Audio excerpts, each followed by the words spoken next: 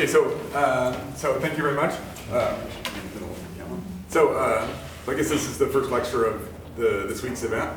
So thank you very much to Mill and to the organizers for the invitation to participate. It's a great honor to participate in this event, which is both starting on the Bulgarian national holiday, so that's quite an honor. And also, if I understand correctly, the inaugural event of the International Center for Mathematical Sciences. So I think this is a really very interesting initiative. And so it's also an honor to be able to present a course on Hodge theory, which is one of the fundamental, by now it's one of the fundamental directions or tools, you might say, in algebraic geometry, especially complex algebraic geometry, that I'll discuss in a minute a little bit. This extends to even number theory and things like that. So thank you very much for the invitation. Okay, so I'd like to start with just maybe a little bit of historical comment. So Hodge theory. I think this was a term coined by Philip Griffiths, so this is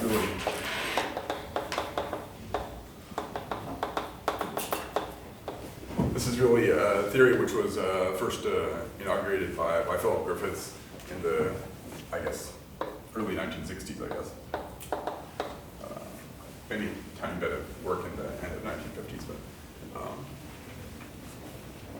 yeah. So this is let's see what I want to say. So this is the subject is the topology of complex algebraic varieties.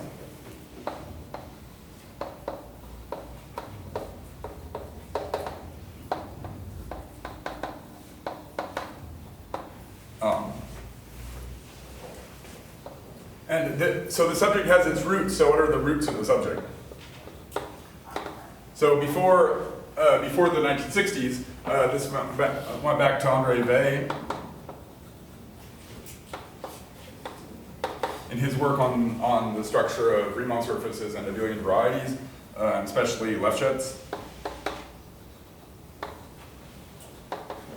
and Hodge. I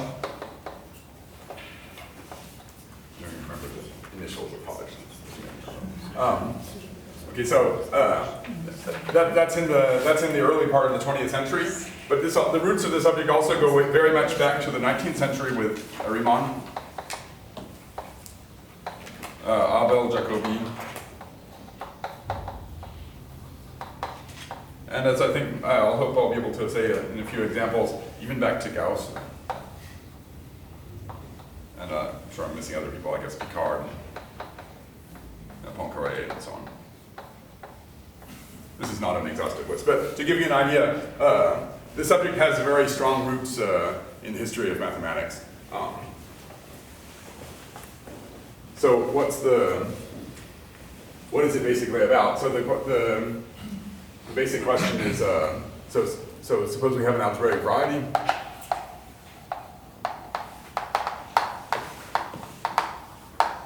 What does that mean? That means suppose we have a subset X inside P, complex projective space, which is a subset defined by algebraic equations.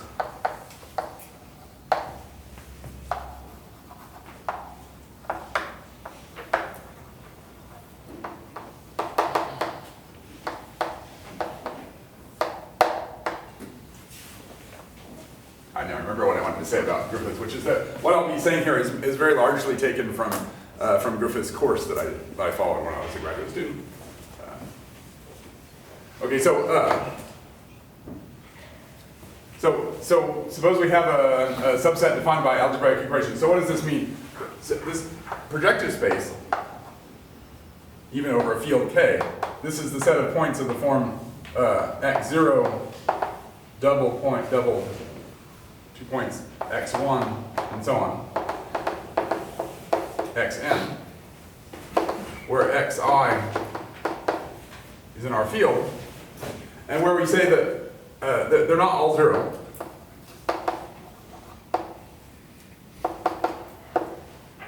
And where we say that x0, this is a proportion. So x0, xn is equivalent, is the same as lambda x0, lambda xn. Okay. In other words, this is so another way of writing this is k to the n plus 1 divided by the action of k star. Yeah, but k plus 1 minus 0. Yeah, sorry. So k plus 1 minus 0 divided by the action of the multiplicative group. Okay. And this has, why is this thing itself to be viewed as an algebraic variety? So this has charts, which are isomorphic to k to the n. So a chart is the set of all points of the form, let's say y0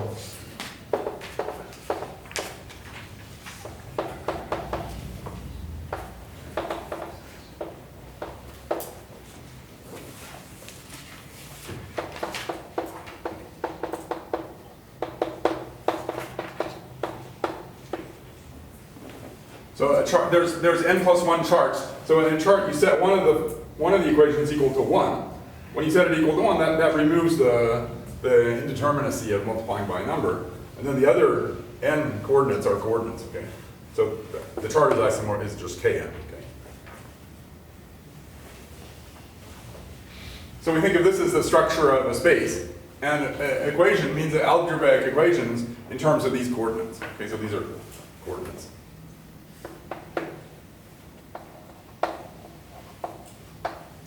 And a little algebraic manipulation, which everybody should do if you haven't already done it, which is that defining a subset by algebraic equations in terms of these coordinates in a way which is compatible from one chart to the other is the same as defining a subset in the full collection of homogeneous coordinates by a homogeneous polynomial. Okay? So our subset X in Pn is going to be defined by some homogeneous polynomials.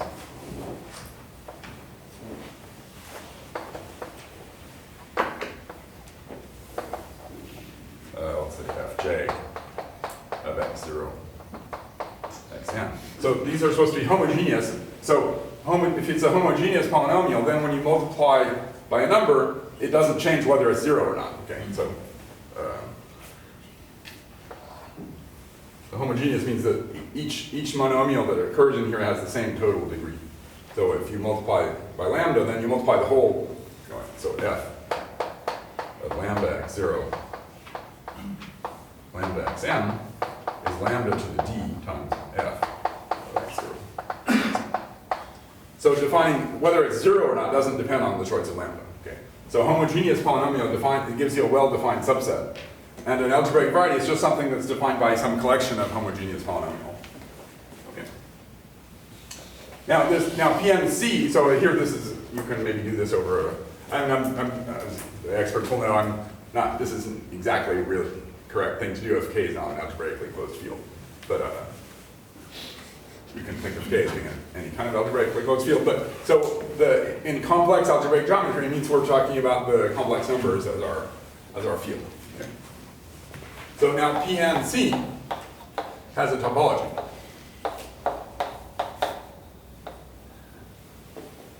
So of course it has the Zariski topology, which you would use to define algebraic geometry and a falling Hartshorne and so on.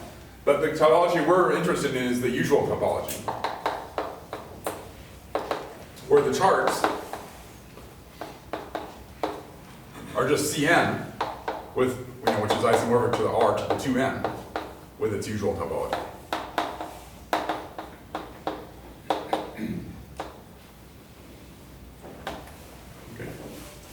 And an x, a variety defined by equations, these are continuous functions. I mean, if you put these into the charts, then you can get an actual polynomial.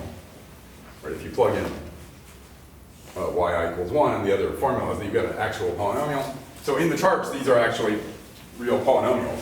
So they define a closed subset. Okay, so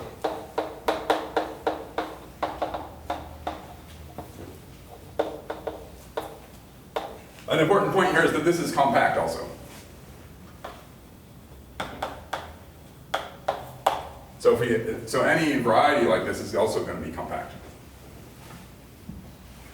And so the question that we're interested in is the topology of X. So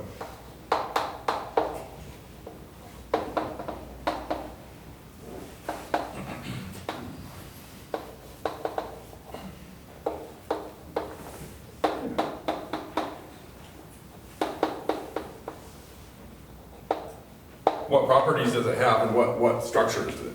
So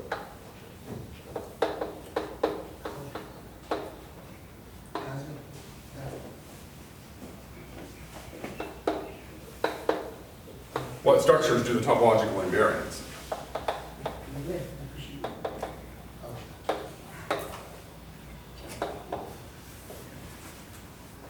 So that's in a nutshell, that's the question for study.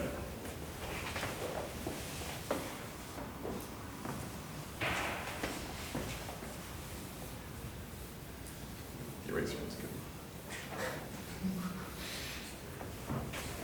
I'm going to kind of erase this one.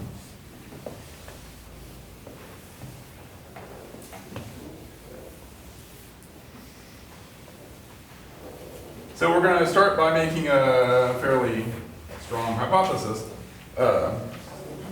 which of course can be removed with more work. I mean, there's a whole theory of how to remove this hypothesis, but we're going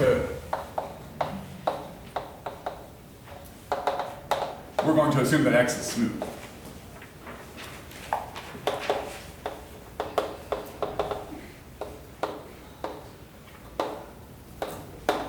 So what does this mean in terms of equations? In terms of equations, this means that locally near any point,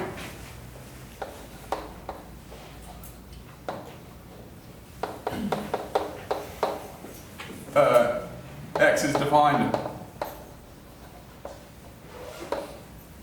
by n minus dimension of X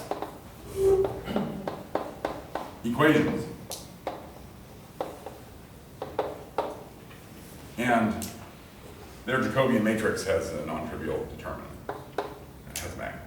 I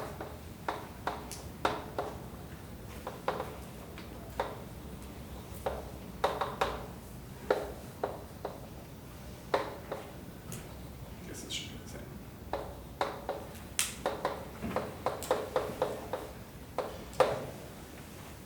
So I mean, this is the same criterion that you would use in differential geometry.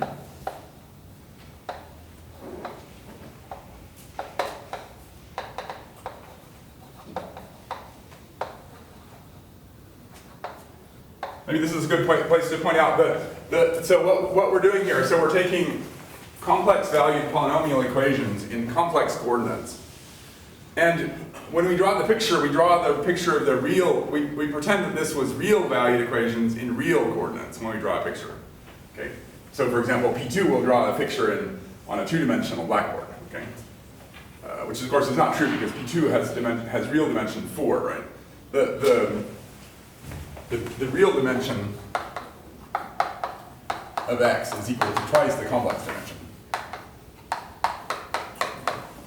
The complex dimension is, as you can see here, just given by counting the number of, n is the complex dimension of Pn. We count the number of equations, roughly speaking. The real dimension is twice that. But when we draw the picture and when we think intuitively, we think in terms of, we pretend that this C was actually R. And so we're thinking of a real, we're thinking that it's like a real n-dimensional manifold and given by real equations, okay? So when I say it's the same criterion as in differential geometry, that would be the differential geometry criterion for real equations defining a real subvariety.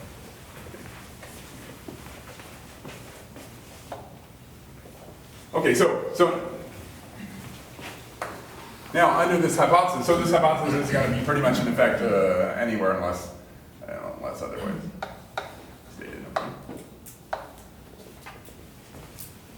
So in this case, now X becomes a complex manifold.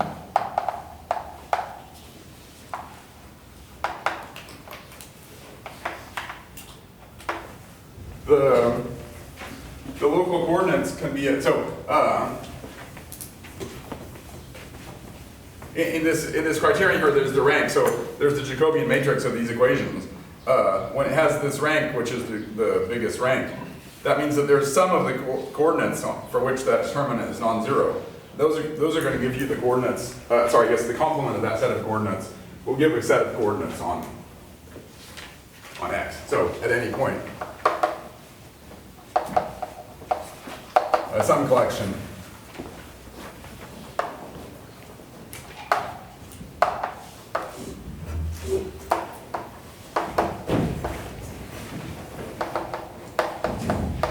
at any point, some collection of coordinates of the chart in Pn is a collection of coordinates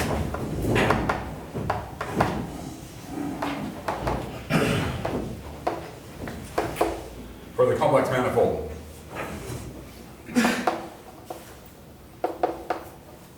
X. Okay. Maybe not necessarily all of them, but right, so I mean, the picture maybe is like this. But if you're at a point like this, you wouldn't want to use this one as the coordinate for the circle. You would want to use this one as the coordinate for the circle. Okay, you can detect that by the derivative. If you're at this point, you would want to use this coordinate, not this one. If you're at a point like that, you can use either this coordinate or this coordinate. Okay. So from the derivatives of the equations, you can detect which set of coordinates you should be using. Okay. Those are coordinates for the complex manifold. And if you change coordinates, in fact, it's the coordinate change functions are not polynomial, but they're solutions. They're complex functions which are solutions of polynomial equations, and the solutions of equations that are unique by the implicit function theorem. So in this whole story, there's the implicit function theorem is being used. Okay, so X is a complex manifold. And so now the idea, so this is really sort of, now we're getting into Griffith's idea, you might say, is to use the structure of complex manifold to study the topology. So we would like to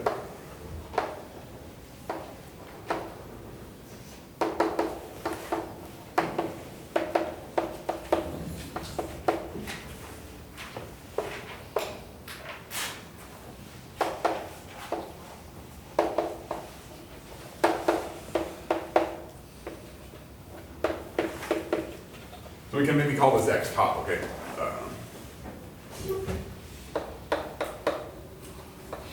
X top is the topological space of X.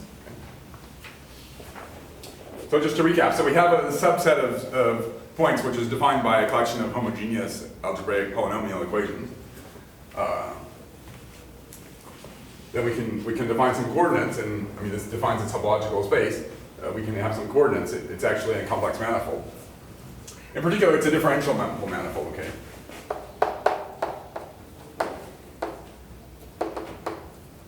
That's important.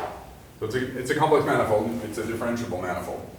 And we'd like to use this structure to study the topology of X. But the sort of the main point here is this is not enough, okay? So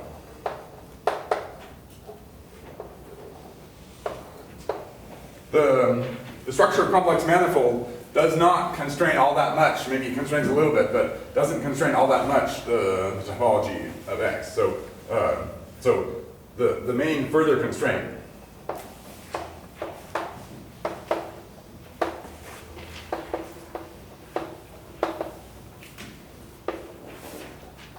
comes from the fact that X top, all right, let's see, X and. We could call X and the complex manifold. X and is actually a Kähler manifold.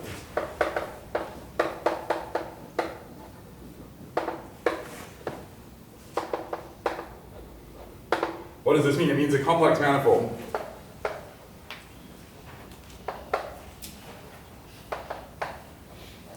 admitting a special kind of metric.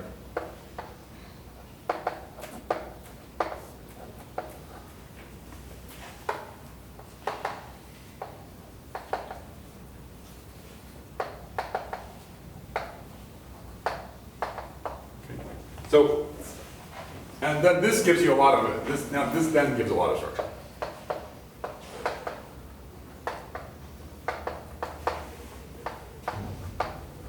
And that's what we will call Hodge theory.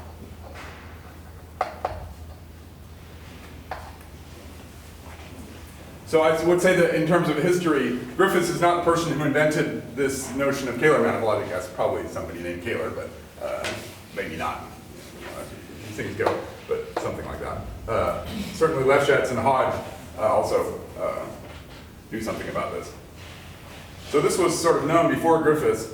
But so what Griffiths did was he sort of worked that into a whole theory of this type of structure that you get. That's what I would mainly like to discuss here. So we're going to start by talking about Kähler. Okay, that's going to be our, shall we say, our first topic.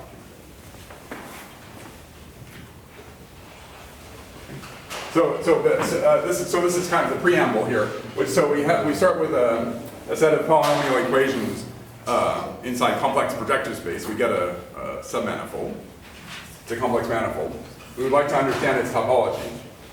So if you try to understand its topology just using the structure of complex manifold, you don't get all that far. I mean, some of the aspects are there. We'll see a little bit. But then you can also notice that there's a main additional property called Kähler metric. And having a Kähler metric then gives a lot of extra property and structure. So that's what I'd like to now explain. So this is a little bit complicated, maybe to start with.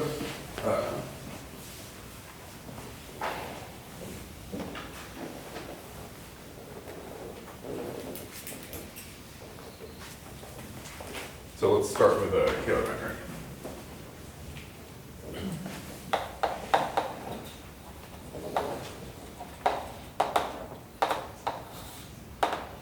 Okay, so now suppose we have a complex manifold. So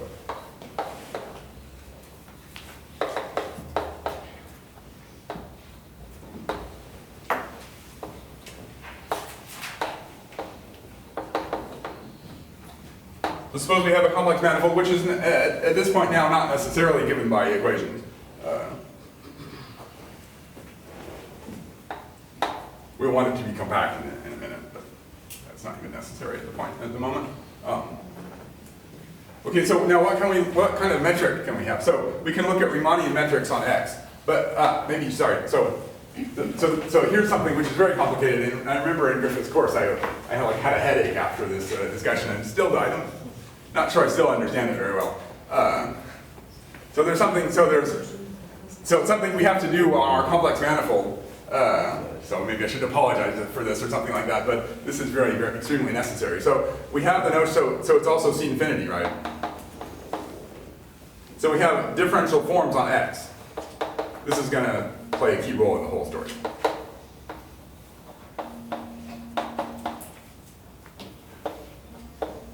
So we have A k of x. So we can start A k of x r. So this is real value k forms on X. Okay. But we pretty much immediately would like to tensor this with C. So we'd like to take AK of X, C. So this is AK of X, R, tensor to C. And this is complex value.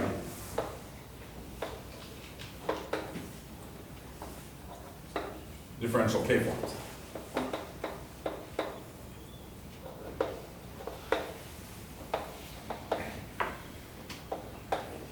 On X. So let's just discuss the dimensions here for a minute.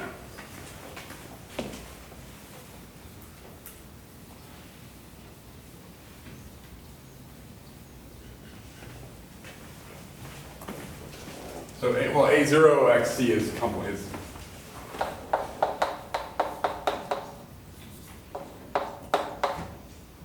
I mean,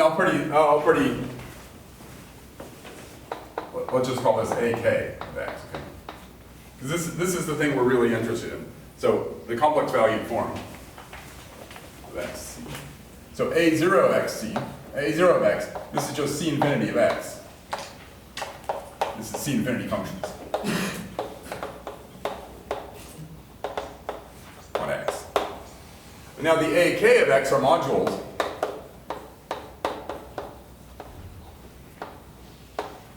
over A0 of x. And well, so these are really sections of some bundles, right? Sections of bundles which are symmetric powers of the cotangent bundle. Alternating powers of the cotangent bundle. So just to be precise here, we can detect the ranks of these bundles by just looking at the dimension of these modules, the ranks of these modules. I mean, these are free modules, in fact. At least. They would be free modules if x was contractible in any case.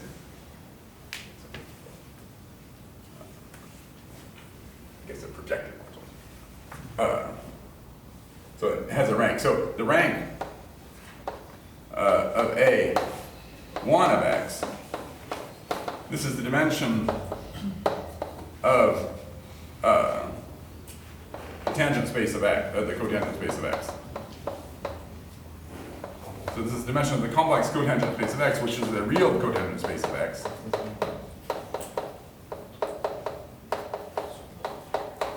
Right. So this is the complex dimension of this complex vector space. This complex vector space is the complexification of a real vector space. This real vector space, this is the real cotangent space of x. So this has dimension 2 times d. So let's suppose d is the dimension of x. Okay. So this has dimension. This has rank over r, the real dimension of x. So it's twice the complex dimension. Okay. And then the rank of AK of x is the dimension of the kth exterior power of T star of x. So this is going to be 2d. Choose k. So the top value is a 2d of x. Okay. This is a little bit confusing because we have the d-dimensional complex manifold, but we have the exterior algebra goes up to 2d. That's because we've taken the real tangent space or cotangent space of x and we complexified it. You might say that's where this whole Hodge theory stuff starts. If you start to wonder about what's going on there, you go home and think about it. For the weekend, you'll come up with this whole stuff, I suppose. Or you might have a headache. Anyway, so you need to understand this thing about the dimension. Okay? So these are complex value differential 1 forms on x. Okay. Now let's just look at a basis. So a local basis.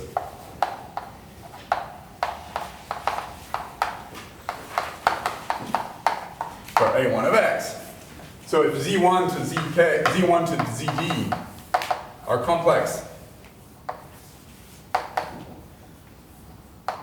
coordinates on x, locally, then we can write Zi is equal to xi plus square root of minus 1 times yi. Well, let's make this call this j.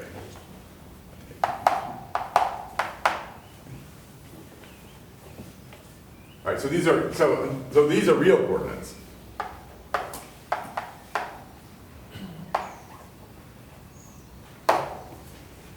So the basis for A1 of x r is given by dx1 dxd dy1 y d is the dimension. Okay? But now we can make a change of basis, so we can make a complex change of basis. So another basis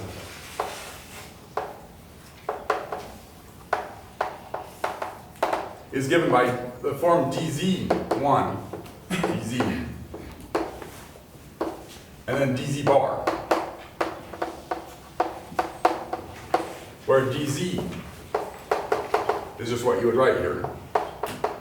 dzj is xj plus, dxj plus square root of minus 1 times dyj. And dz bar, j, is dxj minus square root of minus 1 dyj. Right, so you see, if you write down these two expressions generate the expressions dx and dy. dx plus square root of minus 1 dy, dx minus square root of minus 1 dy.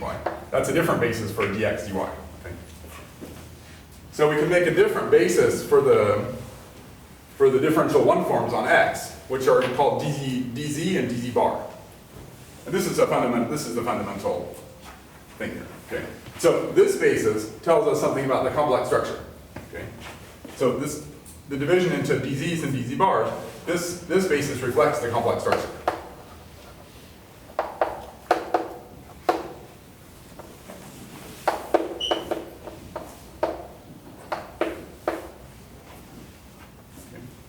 Now there's a different way of writing down the complex structure. There's the complex structure operator.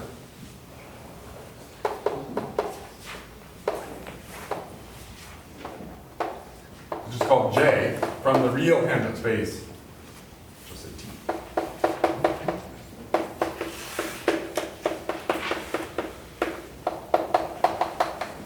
Right, so we have the action of the complex numbers, the action of square root of minus 1 on the real tangent space of x. They're reflecting the fact that x is a complex manifold. And that's a different way of reflecting the complex structure operator.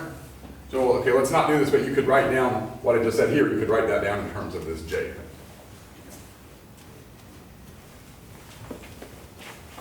So now there's two different things I'd like to say here. The first one is that we can use this dz's and dz bars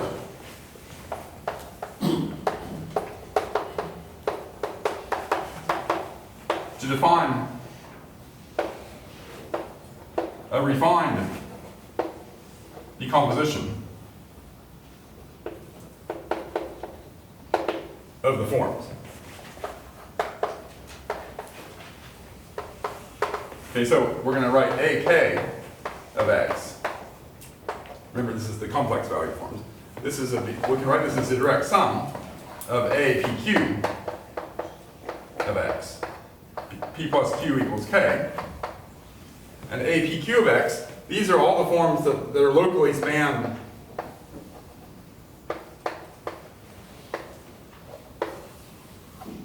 I guess it's probably somewhat traditional to have the key thing of the whole talk be in a little corner down here on. Sorry about this. Maybe I should put it up here. That's probably better, right? So locally spanned by, well, what you might expect. We count the number of dz's and the number of dz bars. Okay, so APQ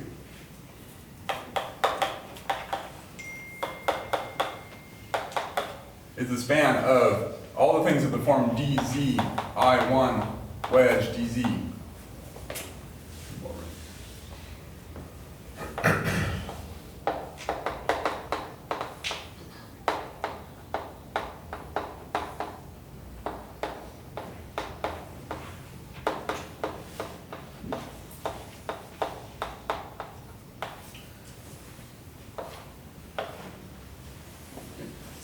So this is the fundamental thing that's happening here. APQ of x is all the forms that are spanned by exterior products, right? You know, AK of x is exterior forms, so it's anything which has an exterior product of k different forms in the basis for A1. Okay? So AK means anything that's an exterior product of k different one forms. Okay? But in those exterior products, we'll isolate the parts where we took P copies of DZ and Q copies of DZ bar, and P plus Q equals K. Okay. So that's the subspace of A, K of X.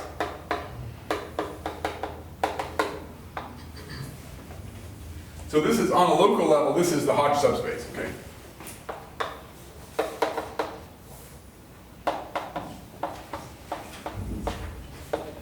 This is the Hodge subspace on a C infinity local level.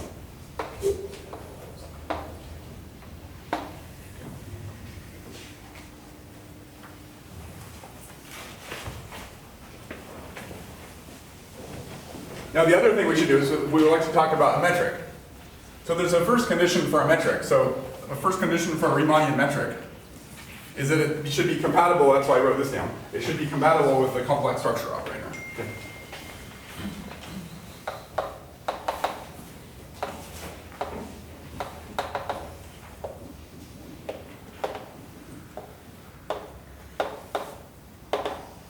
So our Riemannian metric G, this means that this means GUV is in R, you might say, or UV inside the tangent space of X.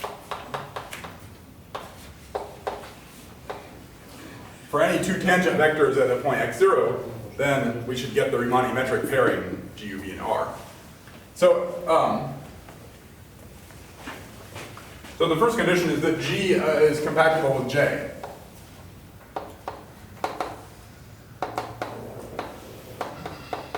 That G of J UJV equals G of UV. In other words, J should be an orthogonal transformation for the metric. Okay.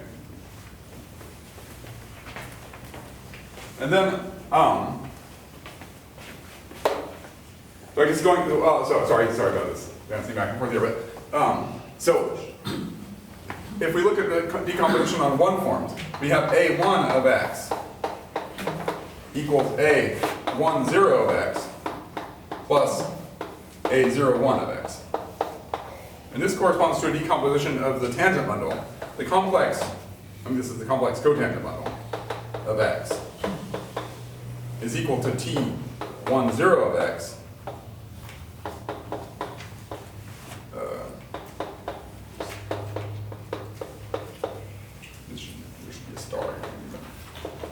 T star 10 of X and T star 01 of X.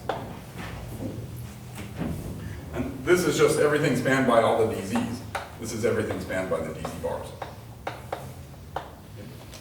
And this is a decomposition of C infinity vector bundle. Carlos, DZ is not that tangent, it's cotangent. You mean D by DZ, DZ is. Yeah, that's why I said this was a star here. This is the cotangent. This is the star. Cotangent. Okay, if you like, okay, the tangent space, okay. Thank you. We can say the tangent space of X is, but this should really be the T minus 10 maybe, but I get confused here.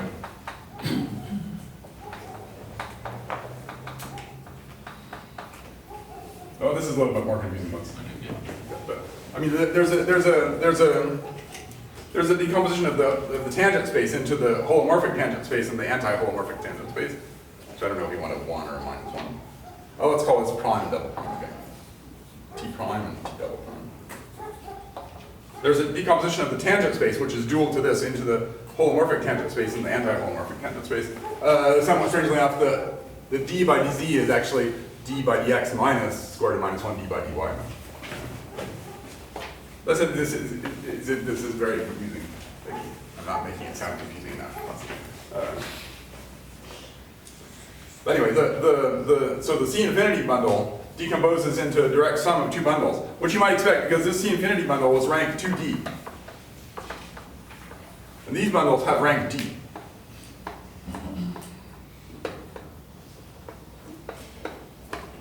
So let me just not write this on the board, but so another way of thinking of this is that the cotangent or the tangent space, if we take the real tangent space and apply this complex structure operator to give it a structure of a complex vector space, then that becomes isomorphic to like the holomorphic tangent space. Okay. And if we have a Riemannian metric which is compatible with the complex structure operator, then this corresponds to a Hermitian metric.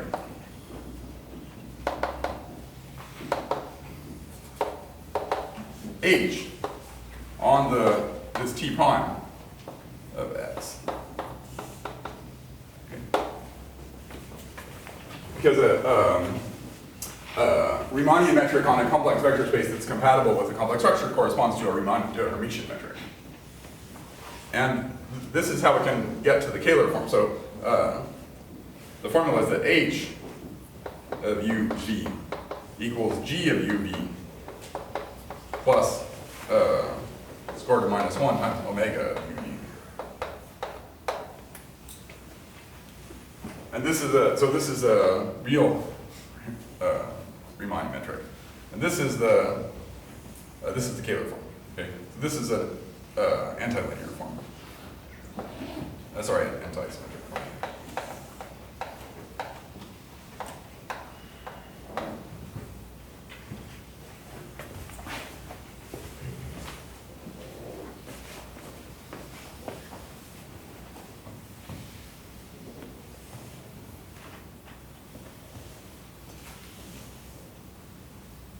So a compatible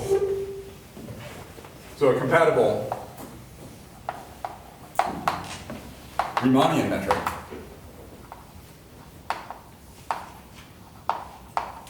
G leads to a Hermitian metric,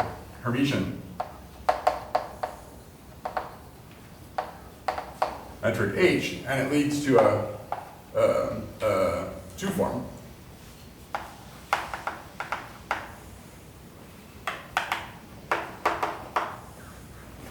Omega. So omega is a section of the differential two forms on X, and it's with real coefficients. But then we would also like to think of this as contained in the two forms with complex coefficients. But omega has real coefficients. If you write omega in terms of the x's and the y's, it'll have real coefficients. And these arrows actually go in both directions. Because the Hermitian form, the Hermitian form, given a Hermitian form, I mean, you know pretty well maybe that the Hermitian form is determined by its real part, which is a Riemannian metric. But it's also determined in the same way by its imaginary part. So if you know what this is, then you can figure out what H is and then figure out what G is. So if you're given the two form omega, you can also go back to G. So going back and forth between the G and omega, that's just some linear algebra. And omega is going to be called the Kähler formation. And so we'll say that G is a Kähler metric.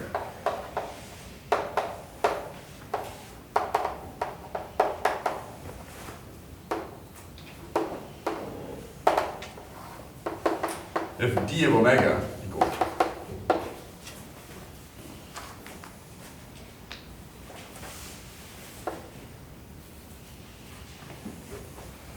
now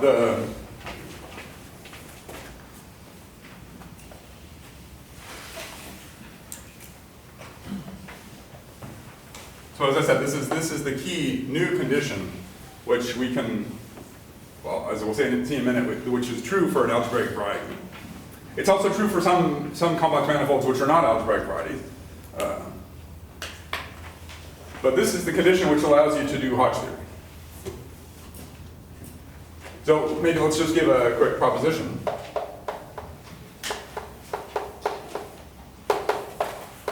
Which is a Riemannian metric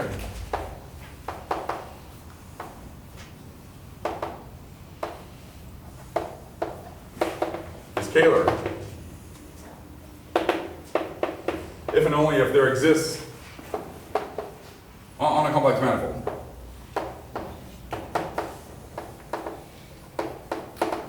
On a complex manifold X, a Riemannian metric is Kähler, I should say compatible.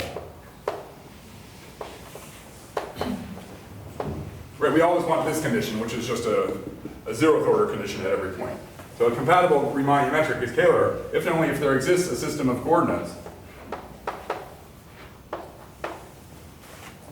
holomorphic coordinates,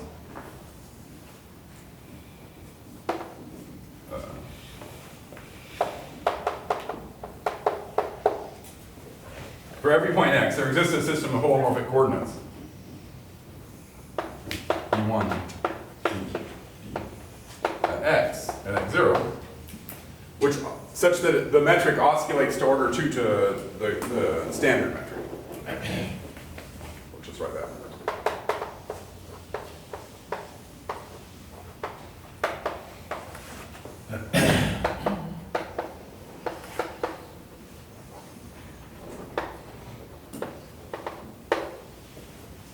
And in terms of the form,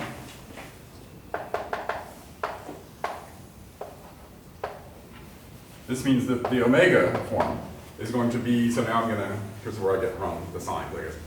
E squared minus 1 over 2 or something like that.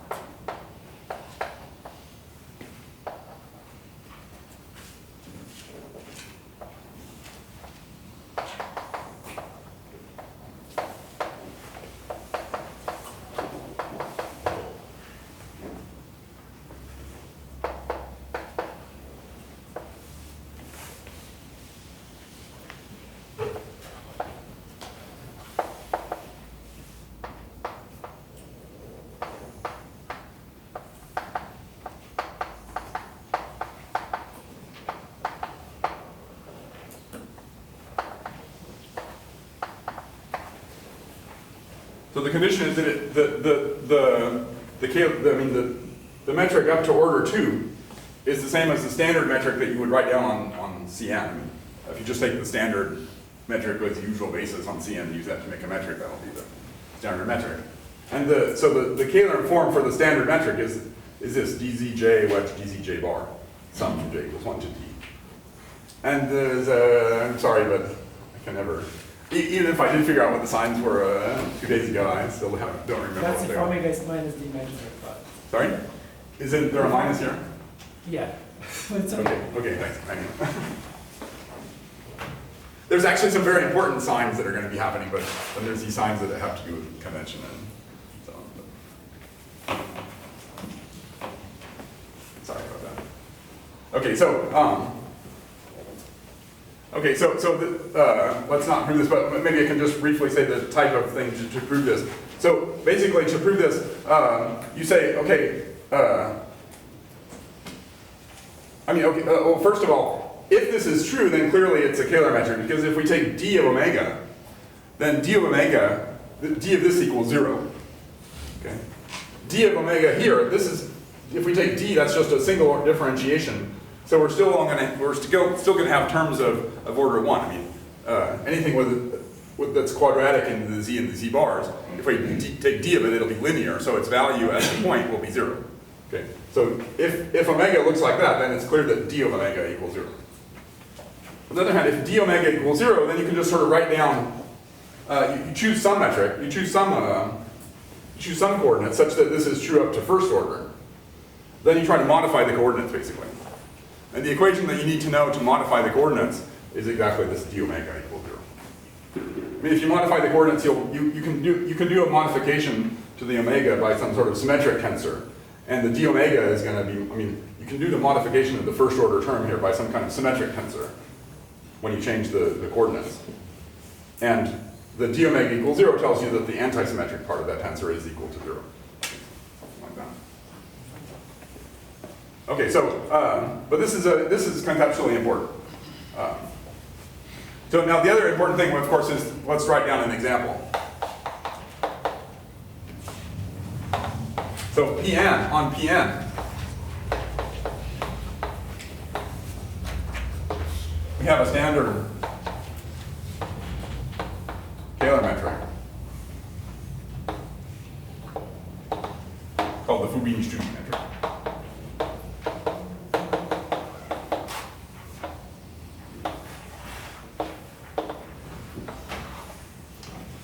So again, I was trying to write down the formulas the other day, but so something like in the chart.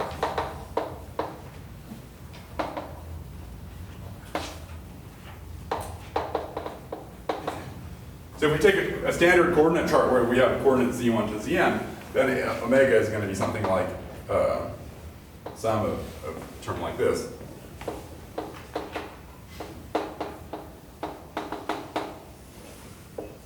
Divided by 1 plus sum.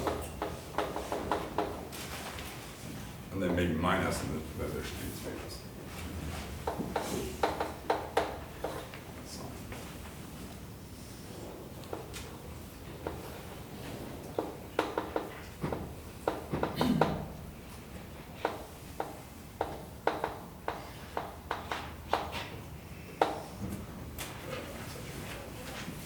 This is probably.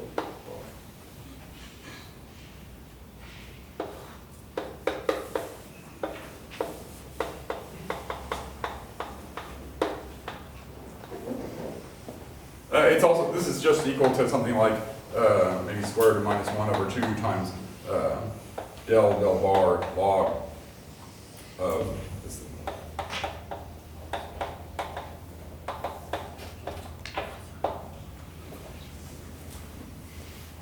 And for those of you who are into differential geometry, this really means it's the curvature form of the line bundle of 1. So on P1, on Pn, for every point of Pn, there's a line, which is the line that's given by that point in Cn plus 1.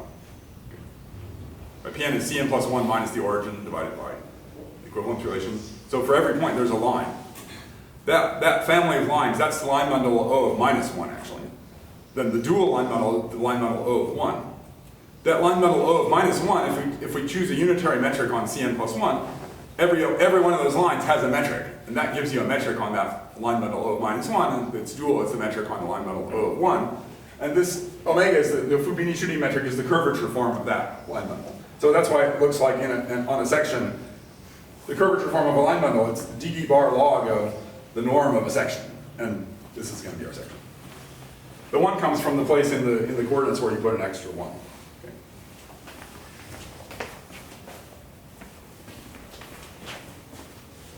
And so,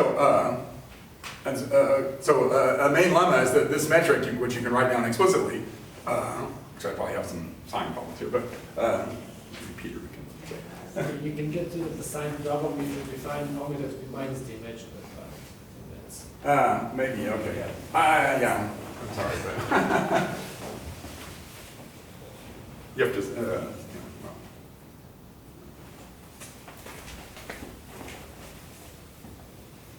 But anyway, so the lemma, so there's a lemma which is maybe has 2 parts, which is one, the Fubini-Schutti metric is scalar.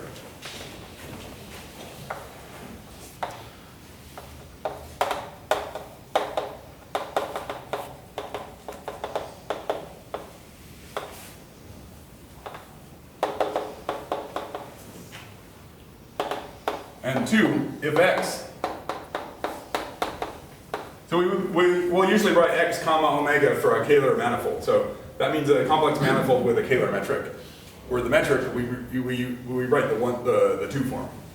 As I said, the 2 form and the metric determine each other.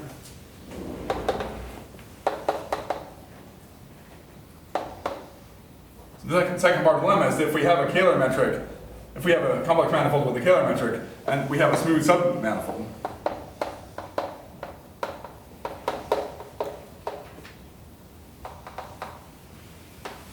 then y comma omega restricted to y is also given.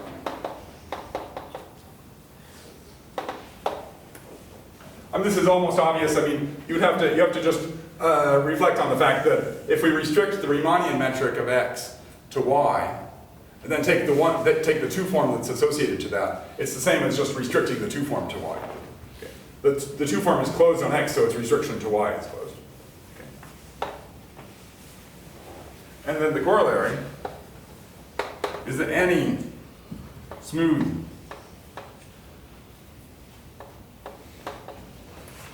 quasi-projective variety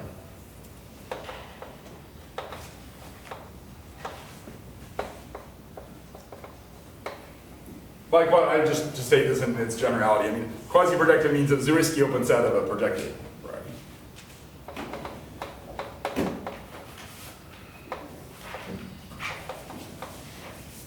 Okay, so any smooth quasi-projective variety is a Kähler manifold, and any smooth projective variety is a compact Kähler manifold.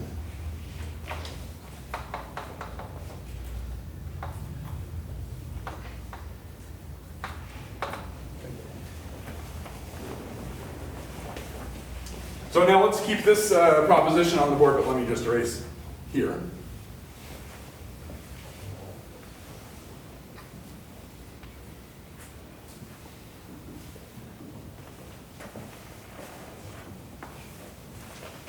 So now what are the properties of a Kähler manifold? Why is this interesting? So the basic properties are the Kähler identities.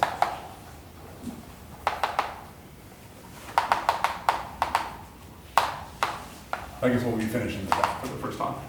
So what do the Kähler identities say? Let me just write them down. So the first order Kähler identities says del star equals square root of -1. I did look up the sign for this one, although it could be mistaken still. But. So del star equals square root of -1 lambda, the commutator between lambda and del bar star equals minus the square root of -1, the commutator of lambda and del. So let me just erase this proposition in a minute, but so I'll explain what the meaning of these symbols. But first, let me just say the proof. So the proof of this. It's a first order.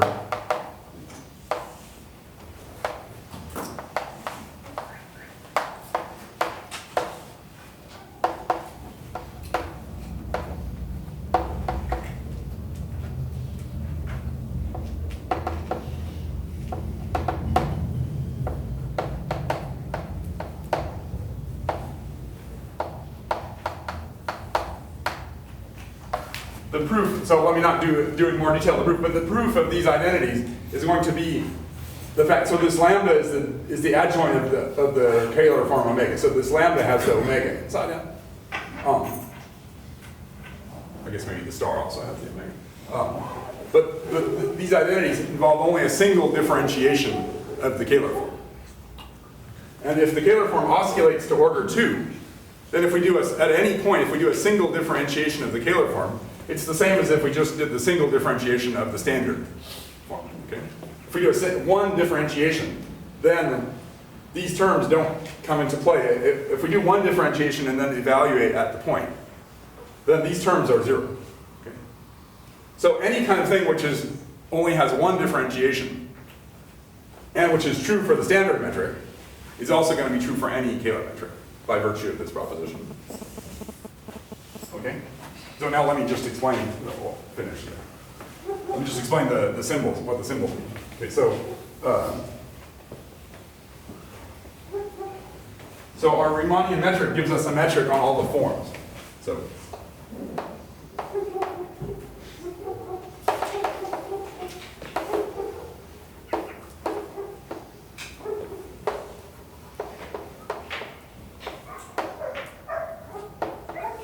first comment is that our Riemannian or Hermitian metric gives us Hermitian metrics on all the spaces of forms.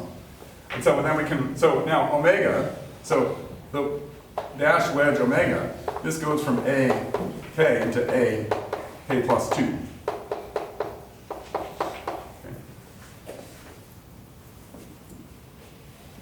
Right, I mean, by metric, these are sections of some bundle, and this means a Hermitian metric on that bundle. And these are sections of some complex, C infinity complex bundle. And we have metrics on those bundles. Okay. So this is an operation, it's just a linear operation. Wedging with omega increases the form degree by 2. And the lambda is the adjoint. So lambda is the operation from A, K plus 2 of x, into A, K of x, which is the adjoint.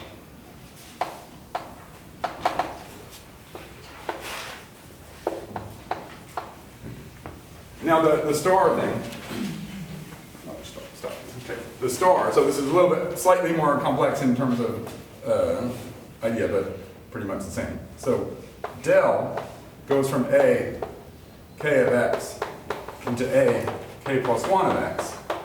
This is a differential operator. And it has what's called a formal adjoint. So del star is what's called the formal adjoint.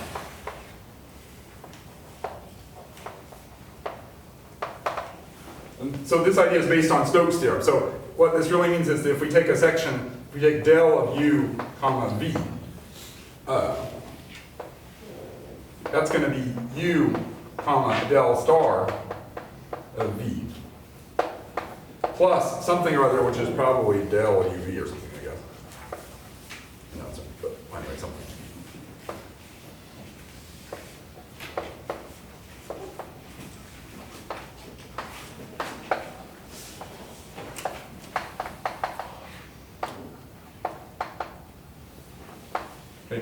So this is kind of a general yoga, which is that a differential operator doesn't really have an adjoint per se, but it has what's called a formal adjoint, which is that you apply Stokes' theorem, so you push the differential operator to the other side of the Riemannian of the Hermitian metric, and then the difference is going to be some derivative of something or other.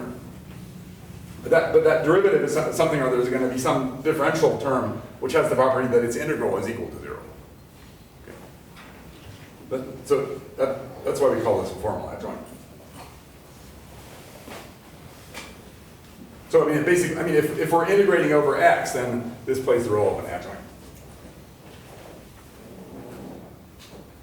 And that's defined, that's what this del star and del bar star are. Okay.